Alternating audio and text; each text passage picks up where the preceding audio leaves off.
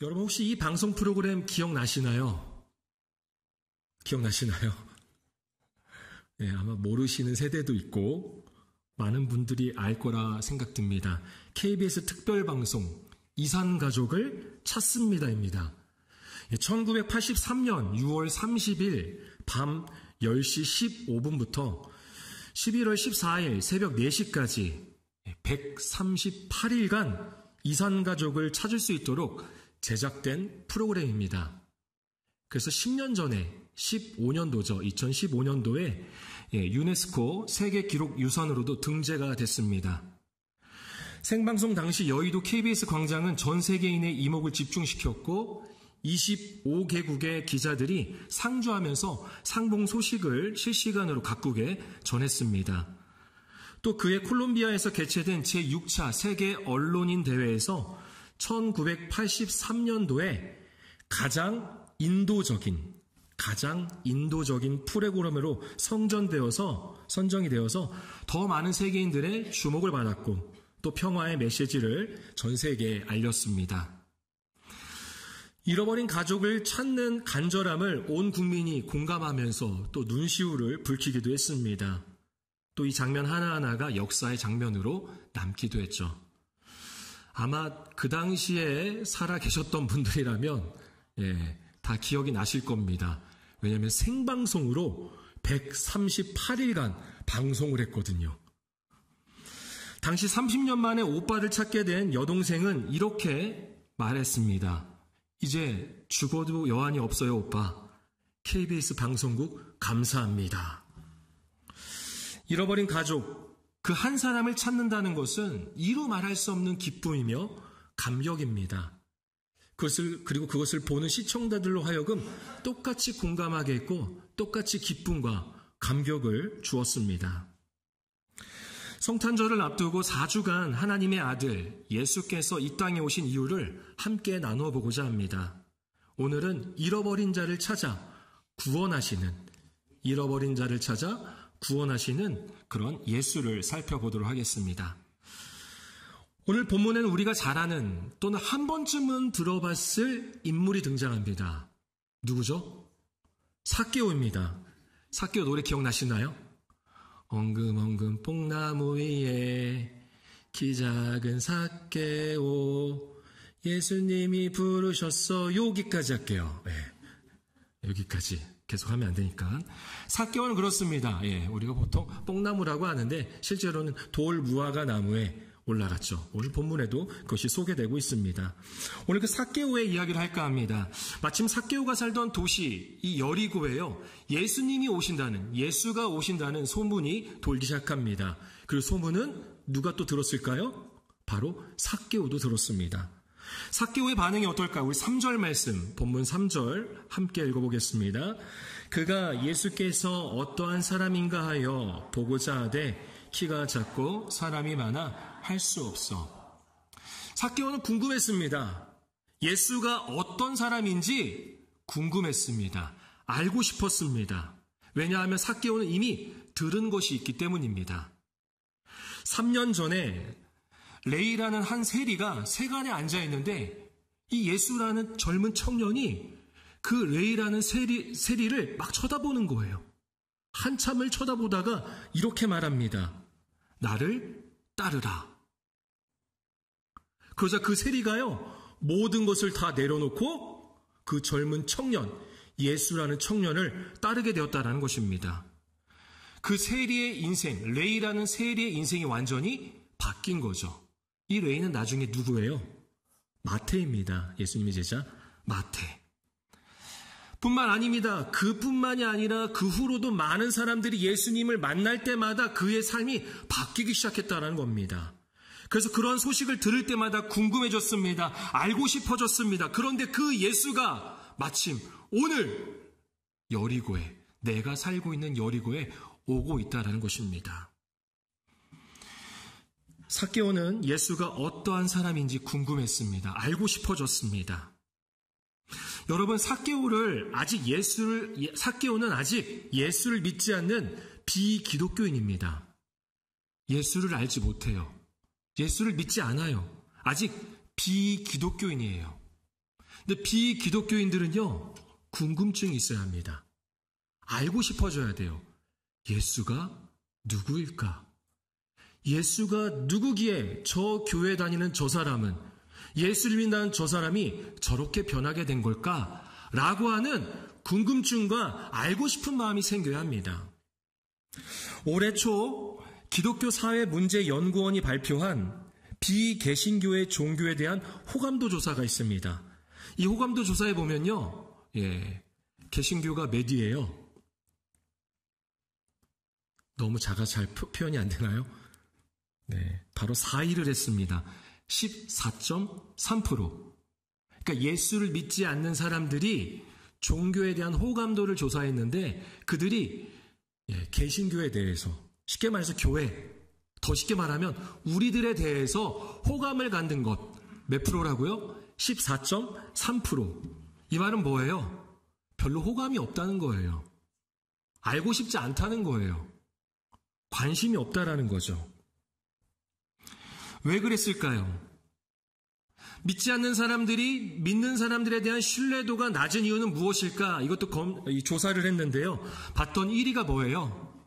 지나친 전도였다고 합니다. 지나친 전도. 여러분 전도 하시나요? 네. 전도 그래도 열심히 해야 되잖아요. 열심히 하면 좋은 거 아닙니까? 많은 것을 포기하고 또 희생하면서까지 전도하지 않습니까? 어찌 보면은 지나치다고 말해도 돼. 그래도 우리는 전해야지 라고 할 수도 있습니다. 그런데 이건 예수가 하셨던 또는 예수가 원하는 그러한 방식이 아니라는 겁니다. 여러분, 시대와 문화는 변합니다. 그런데 불쾌감과 불편을 주면서까지 전하는 것은 참으로 위험합니다. 시대가 변하고 그리고 문화가 변하지만 우리가 전하는 메시지는 변해서는 안 됩니다. 맞나요?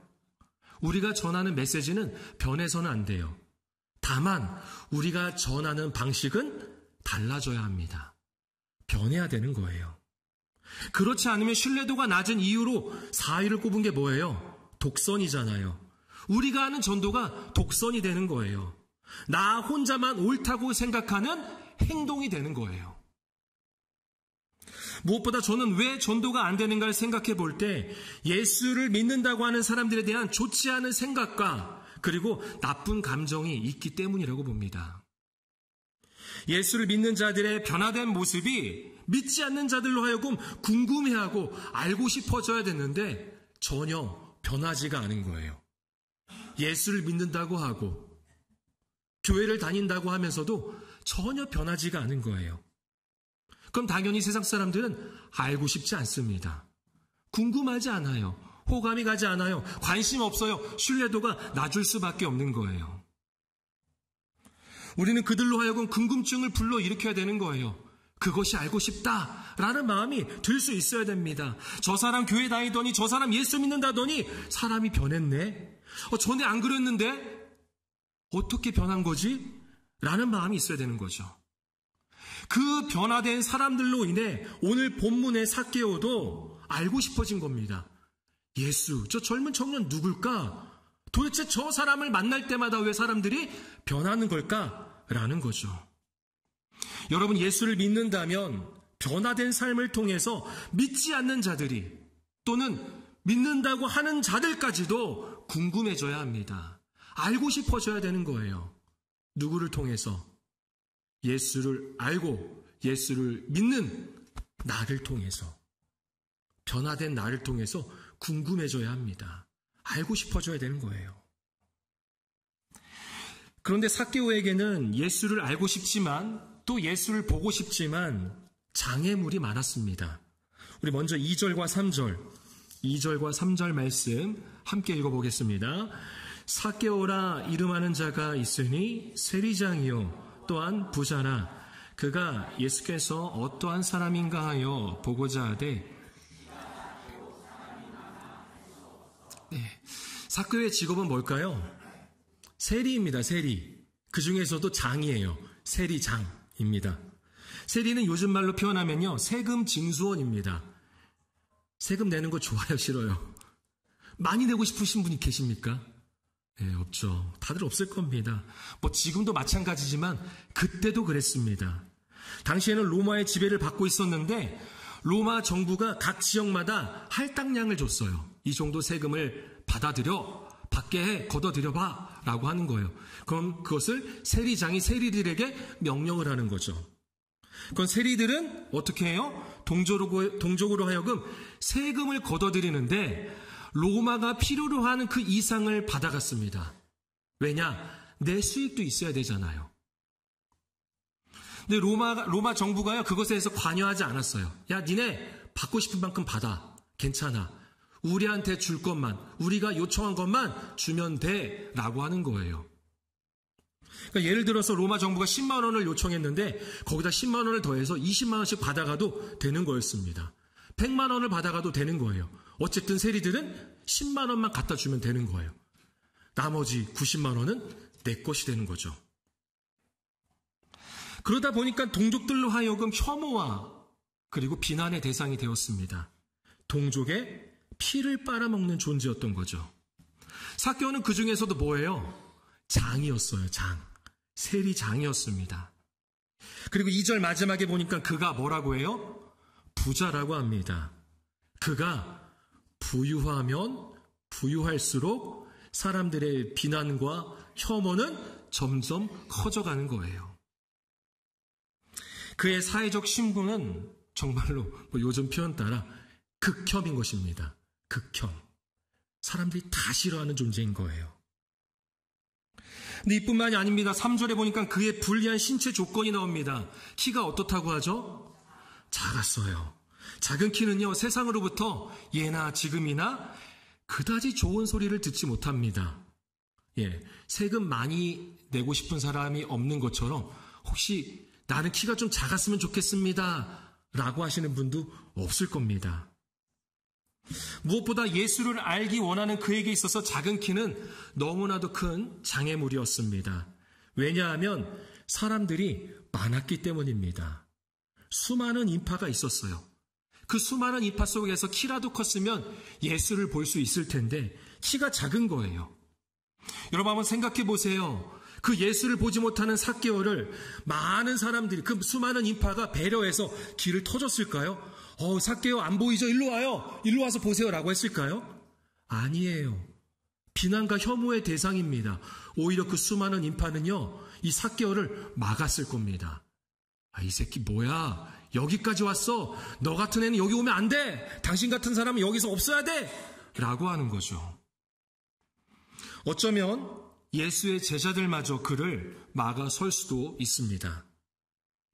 예수께 나아가기에, 예수를 알고자 하기에는 이 삭개오에게 너무나도 많은 장애물들이 있습니다. 여러분, 우리도 그렇지 않습니까?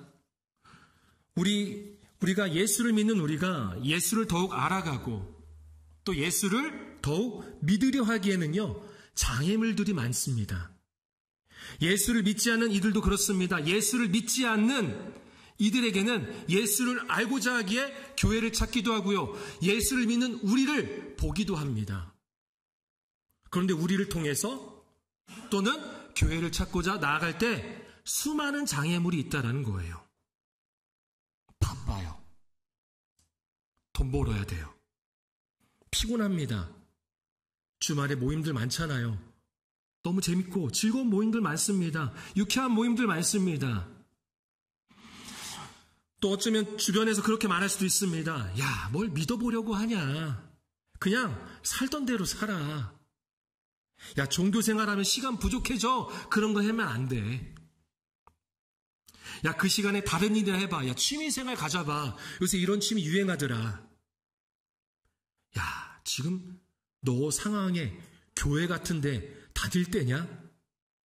거기서 시간 때우고 봉사하고 거기다가 돈까지 갖다 바쳐? 예수를 알고자 하기에는요, 너무나도 많은 장애물들이 있습니다. 뿐만 아닙니다. 수군거리며 비난하는 자들도 있습니다. 5절의 말씀에 보면 예수께서 삭개오에게 오늘 내 집에 유하여야겠다. 오늘 너네 집에 머물래? 라고 말씀하시는데요. 7절에 보니까 그 똑같은 얘기를 들은 사람들이 뭐라고 하냐면요, 수군거립니다. 그리고 이렇게 얘기하죠. 저가 죄인의 집에 유하러 들어갔도다.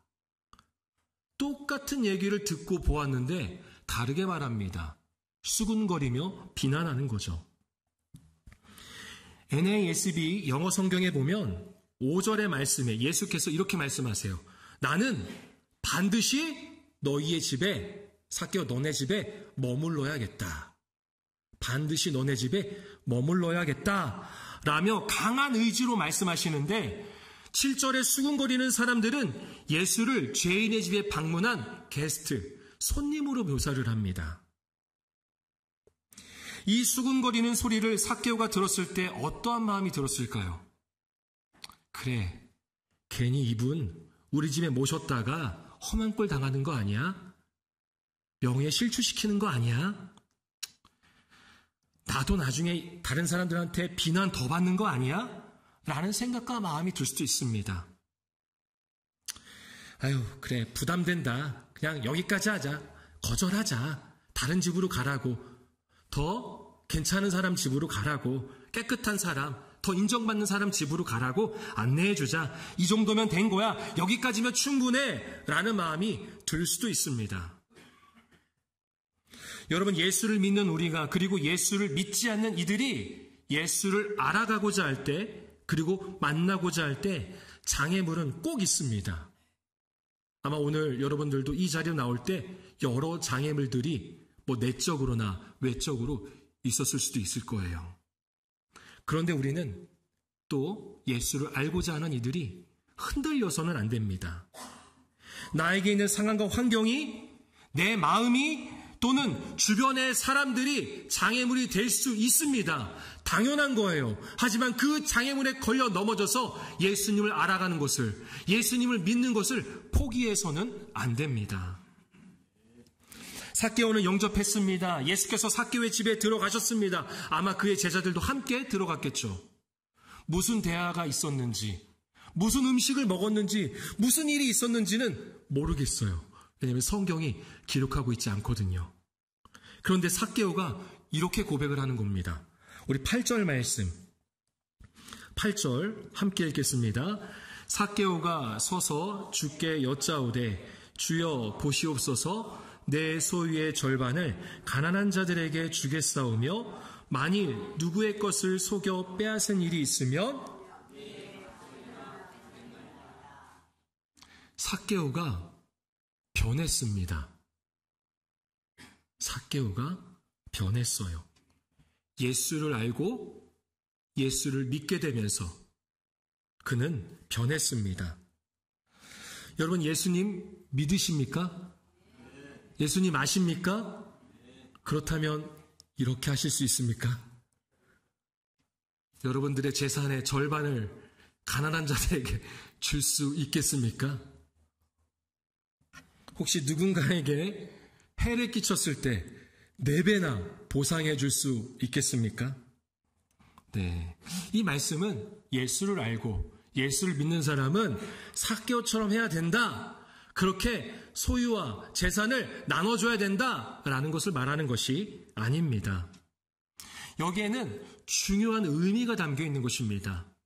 우리 마지막으로 9절과 10절, 예수님께서 뭐라고 말씀하시는지 9절과 10절 함께 읽겠습니다. 예수께서 이르시되 오늘 구원이 이 집에 이르렀으니 이 사람도 아브라함의 자손이니로다. 인자가 온 것은. 아멘. 9절에 예수님께서 말씀하시는데요. 한글 성경에는 빠진 부분이 있습니다. 바로 왜냐하면이라는 말입니다.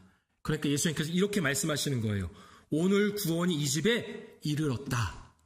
왜냐하면이라는 거예요. 왜냐하면 이 사람도, 삭개오도 아브라함의 자손이다 라는 거죠. 삭개오가 선행을 한다고 해서 구원을 받은 것이 아니라 삭개오는 예수님을 만나고 나서, 예수님을 믿고 나서 아브라함의 자손이 된 것입니다. 예수님이 그것을 선포하시는 거예요. 그렇게 예수님은 잃어버린 자, 그 한 사람 삭개오를 찾아서 바로 구원하기 위해서 오셨다라는 것입니다.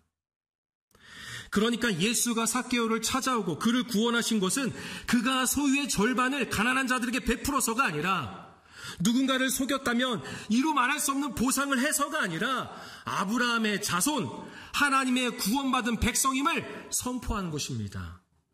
예수님이 그렇게 선포하기 때문에 구원을 받는 거예요.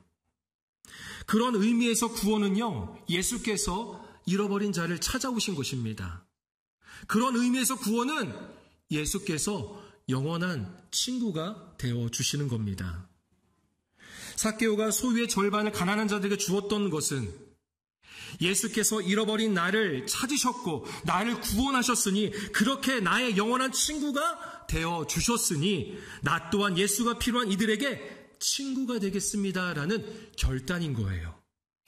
그래서 영원한 친구 되시는 예수님을 전하겠습니다 라고 하는 복음적 결단인 것입니다. 그들의 필요를 채워주는 친구가 되어서 영원한 친구 되시는 예수를 전하는 것이죠. MBC 기자였던, 그리고 앵커 출신이었던 전 언론인이자 현재는 베이직 교회를 담임하고 있는 조정민 목사님이 계십니다.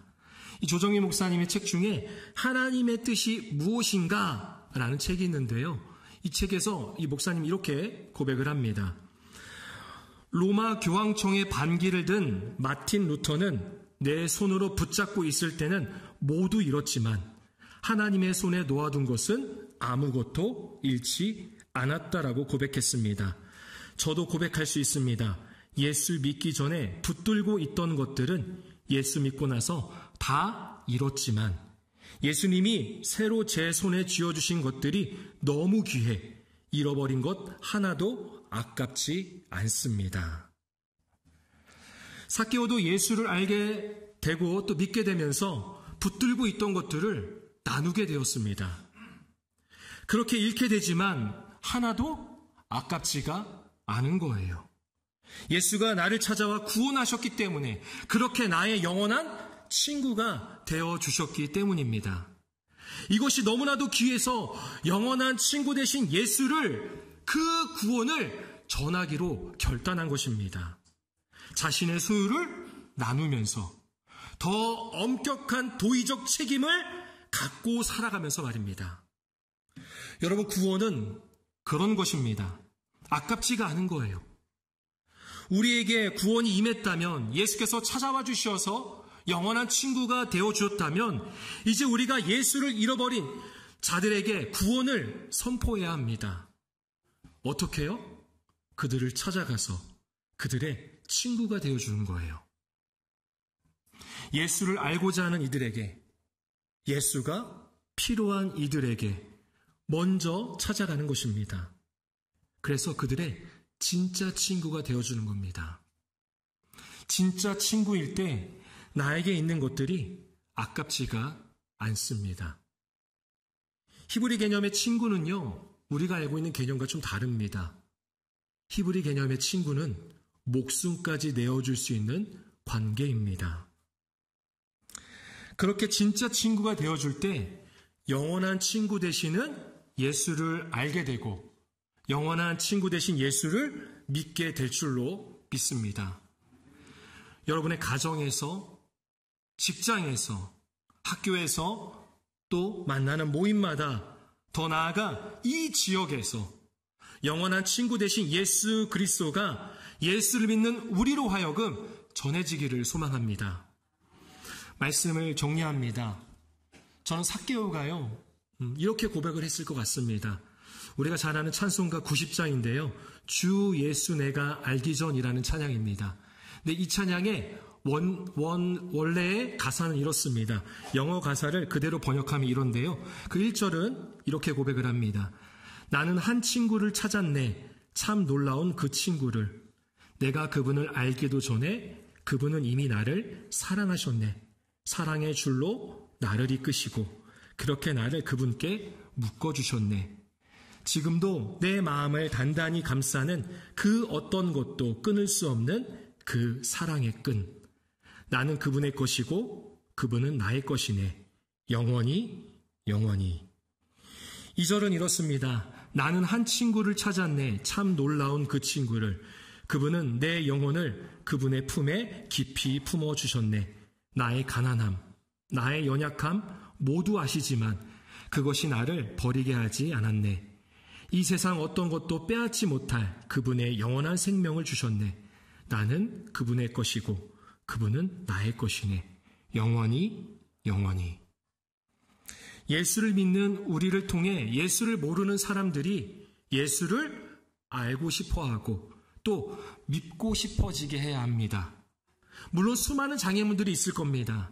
하지만 거기서 우리는 흔들려서는 안 됩니다. 포기해서는 안 됩니다.